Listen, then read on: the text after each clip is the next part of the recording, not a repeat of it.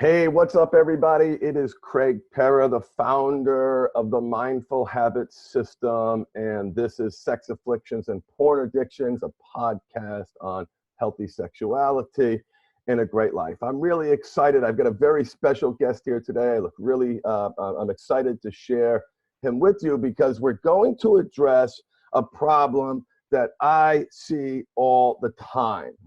This is, as you know, and those of you who are listening, in these communities know the impact that compulsive sexual behavior and porn addiction is having on our spiritual communities. The statistics show that this is more of a problem in the religious communities. I remember seeing a study that like 40% of ministers themselves were struggling with porn addiction. And as a coach, as someone who works with people, struggling with this affliction, it's really important for me and for them to dig into the underlying belief systems that are driving the perpetuation of shame and self-loathing. And unfortunately, a lot of that comes from their religious programming. And the title of this podcast, I want to get this out of the way right now so you know where I'm going before we go any further, is that God loves porn addicts. God loves porn addicts. And the problem that I face is that there are people, men, good men, spiritual men, kind men, loving men, hardworking men, charitable men, who, despite their best efforts, continue to fail. And they've convinced themselves that God has turned his back on them, or that they have turned their back on God because of their ongoing sin. And when I hear things like that, I immediately go back to what I learned in CCD when I was a child. And I remember Jesus hanging around with the prostitutes, the lowest of the low. I remember him forgiving the man next to him on the cross when he was crucified at his death. And so my perspective is one of, God is a loving God, kind God. And so since I'm not a practicing religious man today, I had to bring in the expert. So I'm very, very excited to have Matt Dobschuetz. If you've been struggling with this for a while and you are a Christian or not a Christian, chances are you've come across this podcast, Porn Free Radio. He's helping people all over the world. Matt, it is a privilege and an honor to have you on the show. And just remember, your microphone is muted, so unmute that. There you go. Welcome, Matt. Well, I'm excited to be here, and man, I feel honored to be asked to talk about this topic too. I mean, I didn't feel very spiritual when I got caught by my wife downloading pornography, in 2001.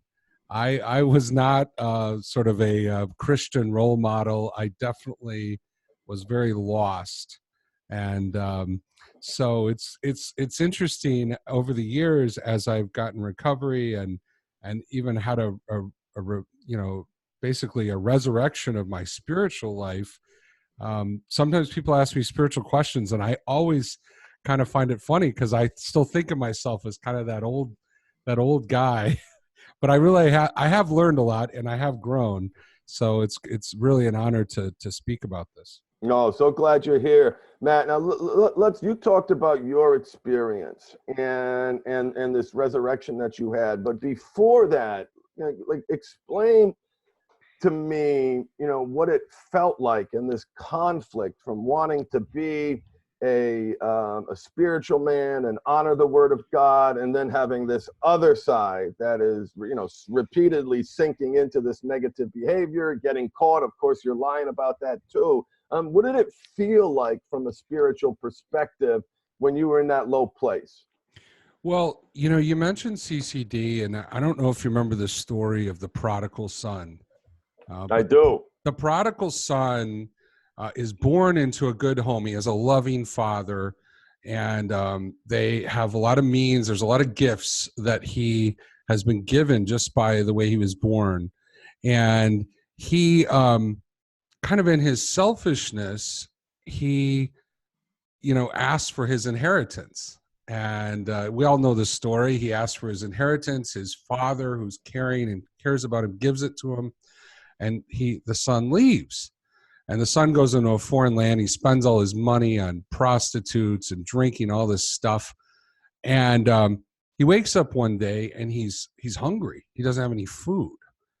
And he's, I mean, this is a story Jesus told, a parable. And he says, he finds himself, he's feeding pigs to kind of make ends meet. And he's actually, he's coveting, he's envying the pigs, what the pigs are eating. That's how hungry he is. But he doesn't know how to get out of this. He doesn't know how to get out of this situation. And so you ask what it was like for me. I was born in a Christian home. I had loving parents. They modeled healthy sexuality and love for one another. Yet I got hooked by porn. And, maybe I was a small child. I don't think I chose it, but I came across it and I was drawn to it. And the more I pursued it, the more lost I felt.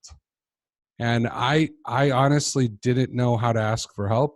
I was just like that prodigal son living in a foreign land, cut off from the father, from my own parents, and cut off from God the Father too. And so, but the way that story ends is the son gets this notion, this inkling that if he goes back to his father's house, maybe he could be a servant, not a son, but like just a servant, just like, the whatever, because he realized the servants are treated better in his house than he's living now.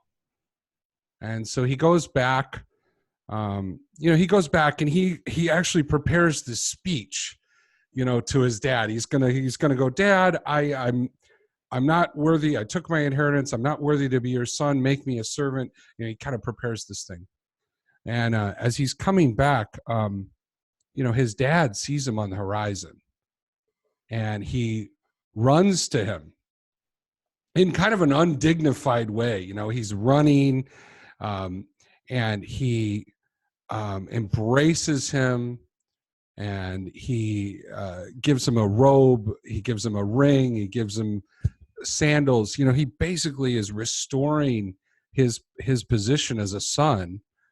And he throws this party and he says, my son who was lost has now been found.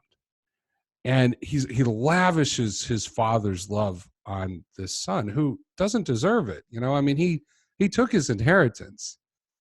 He skipped out on the family and wasn't acting like a son, but the father restored his sonship. And so for me, it wasn't quite like that. I didn't know how to get back. I had this notion that maybe God would forgive me, or maybe I could, restore what was lost, but I didn't know how to get back. But what happened in God's mercy for me was that my wife caught me downloading pornography one night. And she was a really strong Christian, faithful woman. And one of the first things she said to me as I started explaining all the things I had done and all the hidden parts of my life that she didn't even know about. And she said, this isn't about me, but you need some help. You need to go get some help. And I found a church group that met in downtown Chicago. And it was led by an Episcopal priest who had come out of his own journey with sexual brokenness and sexual sin. And I signed up for this group. And as I started going to the group, I started feeling like that prodigal son. I felt like the love of the Father started coming in to the places where I felt unlovable, where I felt like I had disqualified myself, where I felt like I was no longer a son, and that Father's love started coming close. And so what was interesting is, you and I, we teach, we coach guys and we help them with tools and plans and stuff like that. I didn't have a plan at first. I didn't have a strategy. I didn't have any mindful habits. What happened to me was I'd started experiencing the Father's love in a place where I felt completely disqualified, completely incompetent. And from that love that I experienced, that's when I started being able to follow the path towards healing and restoration. It was God's love that came first that unlocked that ability for me to start to make changes in my environment, to start embracing habits, to actually start treating myself with dignity, acting like a son, not like a servant. So here's a question for you. Yeah. And thank you for sharing that vulnerability. What do you say? Let me back up a second. You know that a lot of clients come to us with the fire and brimstone, and sometimes I wonder, what book they're reading, because that's not the forgiving, kind, grace centered Jesus that I remember reading about in CCD. And I got some of that fire and brimstone, make no mistake about it, but it wasn't nearly as deeply entrenched. What do you say to the guy, Matt, who, okay, smarty pants, because I and listen, I know this person is going to be listening, and I'm so glad, because I love him and adore him, and such a great man. And okay, smarty pants, dropping the prodigal son story on me. Well, what happens if the son goes off again?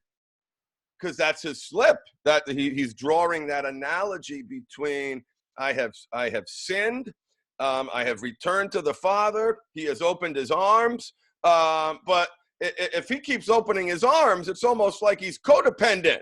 Keep taking me back like a battered wife, and that's certainly not the God that I know. So what do you say to a client when they respond with that with that twist on the story, where, okay, what happens next, smart guy, when the son decides to leave again?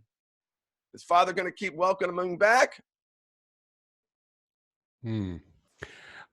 I do think the Father welcomes him back, but I think part of our um, challenge as sons, as returning sons, is what can we do to embrace the Father's love, to receive it? And here's the thing. Here's the reason why people get hung up on the shame, the guilt, and that kind of thinking. Which only makes it worse, by the way, right, Matt? Right. The reason why people get hung up on that is because of their theology of sin. And I mean, I think this is sin. I think that these pursuits are sinful. They're apart from God. But the problem is they focus on the sin, but they don't realize that God's love, his mercy, overcomes the sin. And that's what that you mentioned the word grace earlier. That's what grace is. Grace is what we didn't deserve. Grace is like the Father's response to the returning son. He restores his sonship. Son doesn't deserve that. But the grace comes first. And it says in the scripture, where sin abounds, grace abounds all the more. So here's the interesting thing that I think guys get hung up on. They realize they have sin, but they're trying to clean themselves. They're trying to restore themselves for God. They're trying to, they're like that son coming back from the foreign land, and he's trying to clean his face off and look good again, good enough. But only God can restore us. It's God's grace which restores us. So the problem is they have a theology of sin. They know sin is separating them from God, and they know that that what they've done has, we have, all these verses that you probably learned in CCD. For the wages of sin is what? Death, right? Sin separates us from a holy God. So how do we get back to God? By trying to clean ourselves up? By trying to manage our sin? No, it's by the grace first is the thing that overcomes our sin. And guys don't want to hear that. We still want to depend on ourselves to save ourselves. And sin requires intervention. It requires a rescue. And if we're trying to rescue ourselves, we're not going to go anywhere. Let me put it another way. What happens when we're in our porn as a Christian, right? We're isolated. We're back in that sort of lonely prison. We're in that cycle of shame. We're cut off from God. We're cut off from receiving his love. We're cut off from even the love and care of other people in our life. We're alone. Okay? Now, what happens to the guy who's in recovery, and I'm saying the quote unquote recovery, but he's trying to do it on his own? He's trying to, manage his thing. He's adding a whole bunch of rules to his life, a whole bunch of laws. He's using what we call in the Christian church legalism to manage his sin, right? Is he depending on God? Is he in relationship with God? No, he's trying to do it on himself. So what is he doing? He's exchanging one form of bondage for another. He's basically saying, oh, I'm not in bondage to porn anymore, but now I'm in bondage to all these rules I'm trying to follow. And guess what? He keeps failing over and over and over because he's trying to rescue himself. He's like a drowning man who's trying to throw himself a life preserver.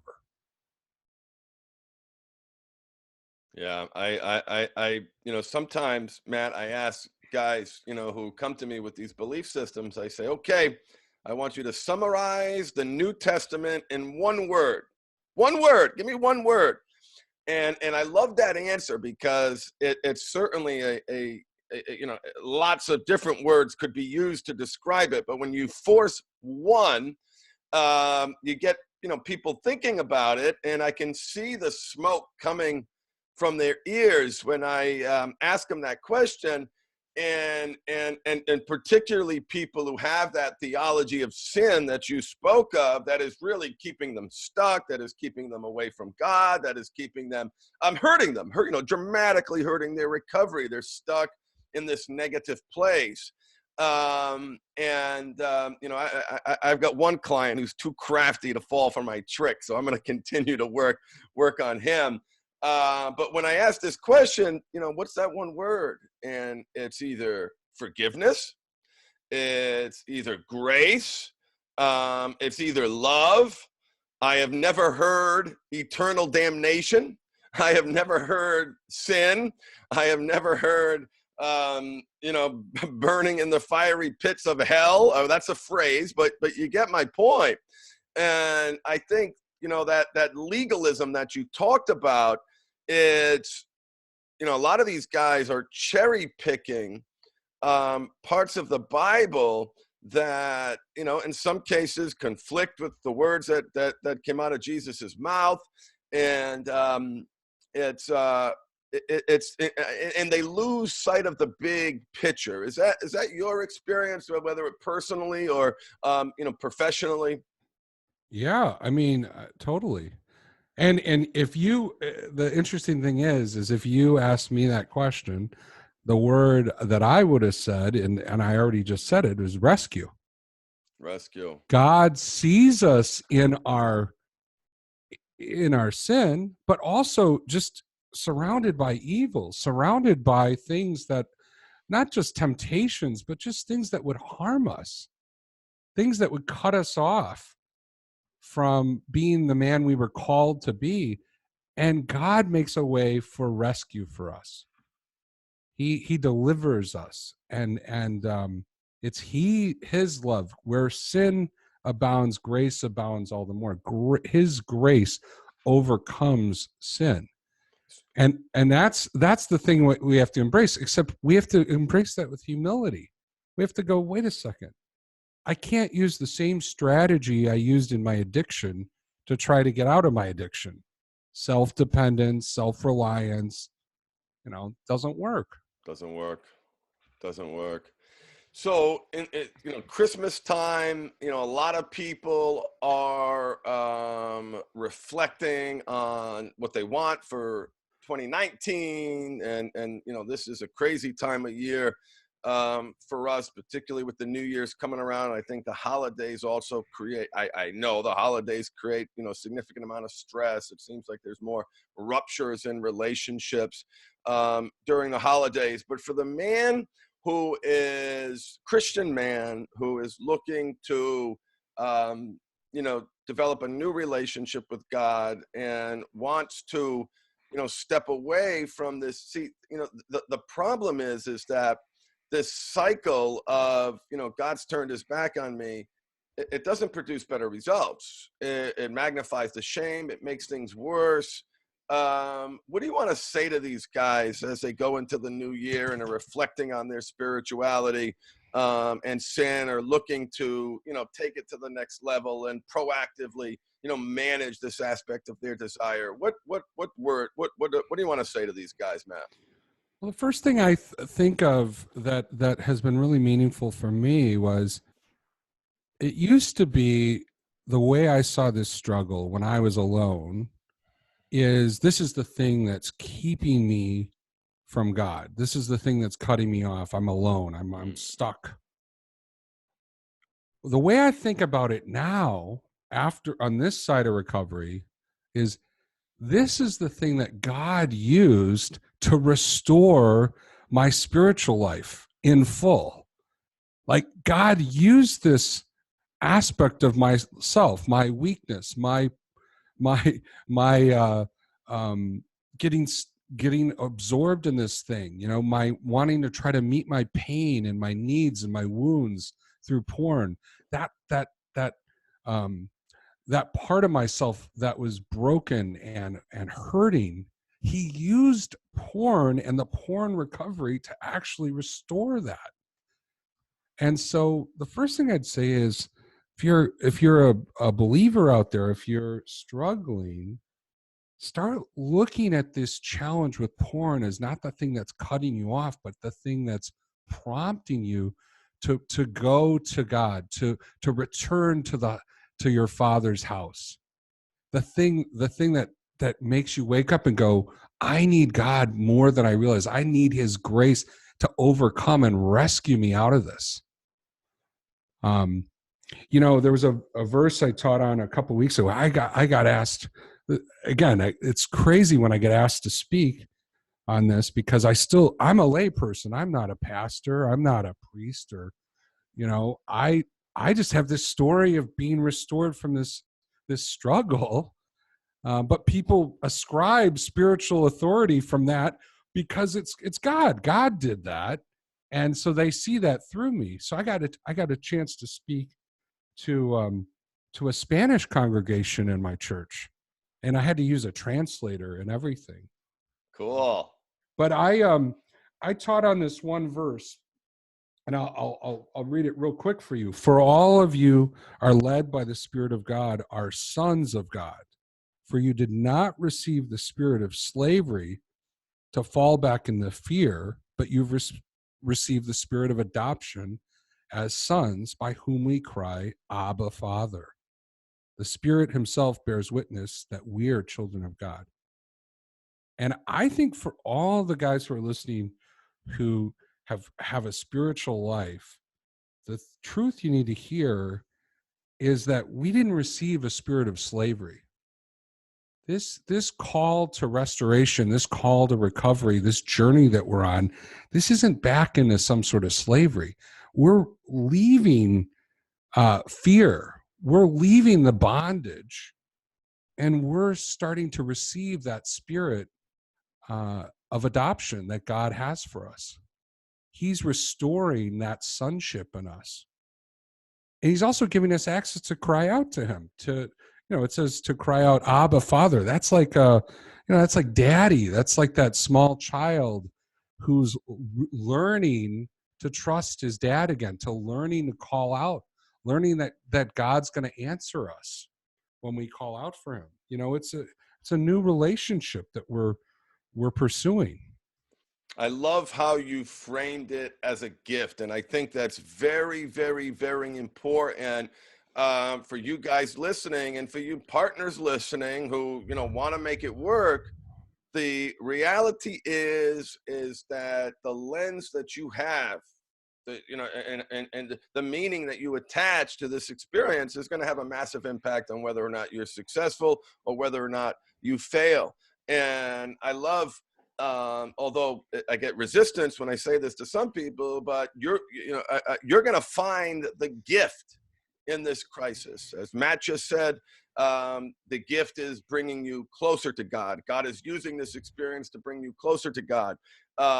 If you're not religious, you're going to use this gift where you've lost your agency and control to get it back, to understand why you do what you do, to learn how to meet your needs in a healthy, constructive way.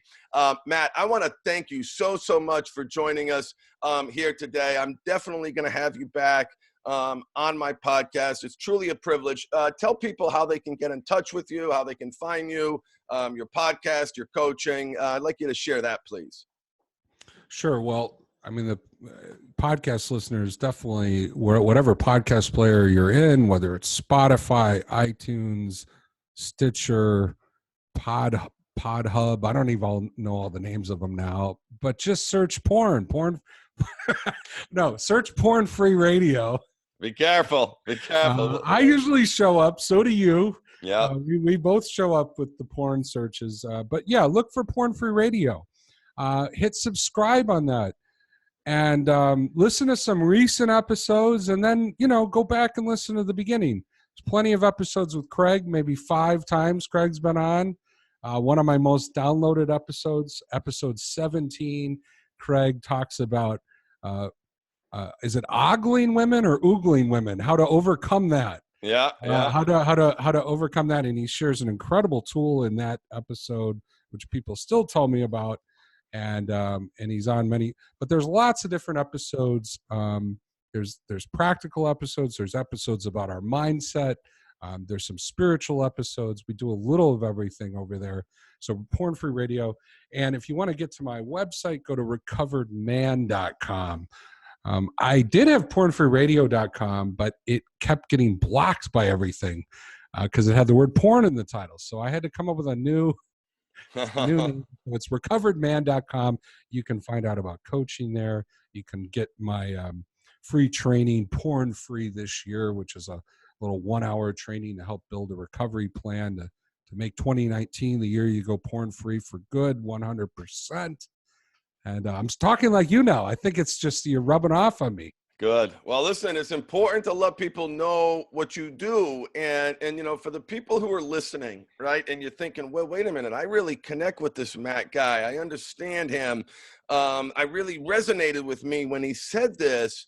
Then that's your guy, right? Because one of the things that I tell people, and everybody who I talk to on the phone who's interested in working with me, I tell them straight out that not every program is for everybody. The key is finding that connection. And studies tell us that connection that you have between your counselor, your therapist, your psychologist, your coach, and the material that they teach, the approach that they take, can impact efficacy up to 30%. So if you're connecting with Matt, get over there onto his podcast and check him out, subscribe to his podcast. And if you need help, make sure you check in with him. And for those of you who connect with me, you can find me at themindfulhabit.com. And you can check out my most popular option, my group coaching program, if you're looking to make some serious change in the new year. And, when you're ready, you got to want it and you got to work. So there's no question about that. Thank you again, Matt, for joining us. Look forward to having you back on the podcast again. Thank you so much for all you do. Just was so blessed by your vulnerability and openness and sharing and the awesome things that you teach. So thank you again. All right, everybody. We're going to stop. So anyway, stay tuned. Subscribe to this podcast. I'll be doing this approximately once a week, sometimes even more than that. But really looking forward to helping you create healthy sexuality and a great life. This is about building something, running towards something, not running away from it. And look forward to be part of your journey. And we'll have Matt back on again. Embrace your power of choice and remember to feed the right wolf inside you.